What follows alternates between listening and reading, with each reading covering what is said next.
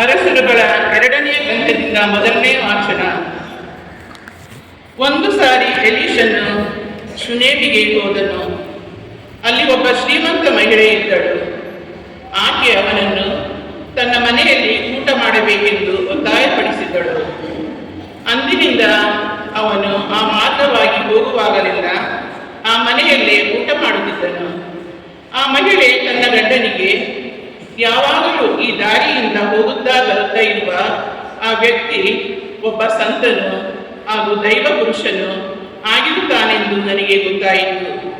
ಆದ್ದರಿಂದ ನಾವು ಅವನಿಗಾಗಿ ಮಾಳಿಗೆಯ ಮೇಲೆ ಒಂದು ಸಣ್ಣ ಕೋಣೆಯನ್ನು ಕಟ್ಟಿಸೋಣ.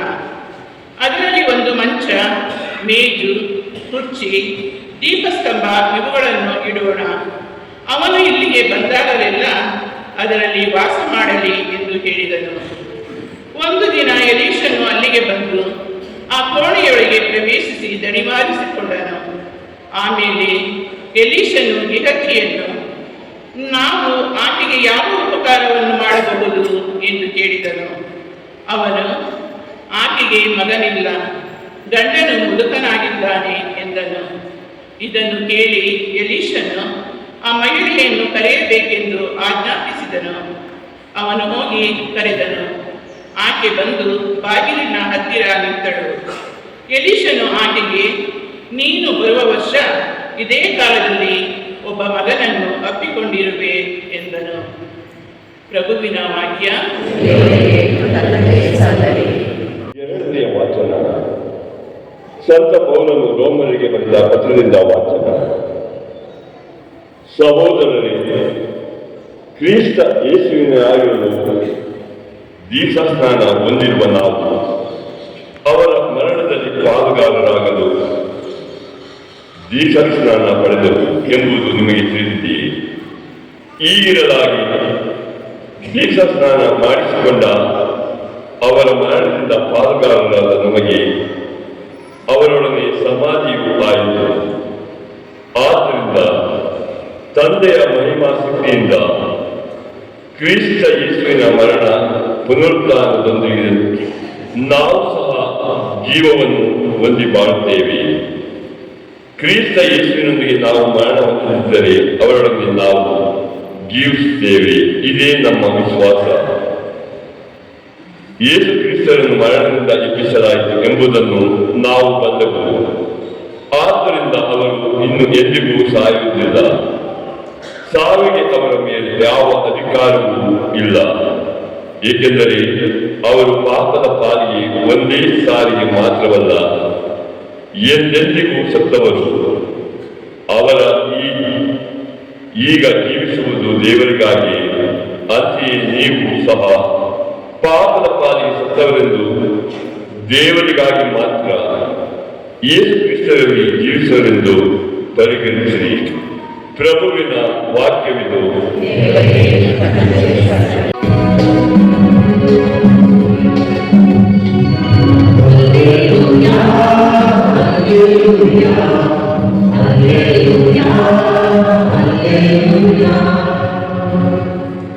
ಪ್ರಭು ನಿಮ್ಮೊಡನೆ ಇರಲಿ.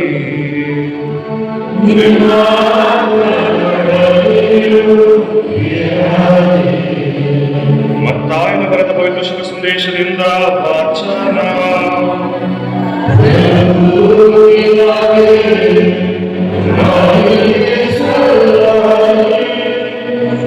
ಆ ಕಾಲದಲ್ಲಿ ಯೇಸು ತಮ್ಮ ಶಿಷ್ಯರಿಗೆ ಹೀಗೆಂದರು, ನನ್ನನ್ನು ಪ್ರೀತಿಸುವುದಕ್ಕಿಂತ ಹೆಚ್ಚಾಗಿ ತನ್ನ ತಂದೆಯನ್ನು ಅಥವಾ ತಾಯಿಯನ್ನು ಪ್ರೀತಿಸುವವನು ನನ್ನವನಾಗಲು ಯೋಗ್ಯನಲ್ಲ. ನನ್ನನ್ನು ಪ್ರೀತಿಸುವುದಕ್ಕಿಂತ ಹೆಚ್ಚಾಗಿ ತನ್ನ ಮಗನನ್ನು ಅಥವಾ ಮಗಳನ್ನು ಪ್ರೀತಿಸುವವನು ನನ್ನವನಾಗಲು ಯೋಗ್ಯನಲ್ಲ. ತನ್ನ ಶಿಲುಬೆಯನ್ನು ಹೊತ್ತು ನನ್ನನ್ನು ಹಿಂಬಾಲಿಸದವನು ನನ್ನವನಾಗಲು ಯೋಗ್ಯನಲ್ಲ. ತನ್ನ ಪ್ರಾಣವನ್ನು ಕಾಪಾಡಿಕೊಳ್ಳುವವನು ಅದನ್ನು ಕಳೆದುಕೊಳ್ಳುತ್ತಾನೆ.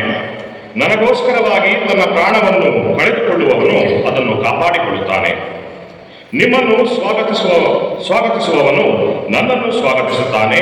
ನನ್ನನ್ನು ಸ್ವಾಗತಿಸುವವನು ನನ್ನನ್ನು ಕಳುಹಿಸಿಕೊಟ್ಟಾತನನ್ನೇ ಸ್ವಾಗತಿಸುತ್ತಾನೆ. ಪ್ರವಾದಿಯೆಂದು ಸ್ವಾಗತಿಸುವವನು ಪ್ರವಾದಿಗೆ ಸಿಗುವ ಪ್ರತಿಫಲವನ್ನು ಪಡೆಯುತ್ತಾನೆ.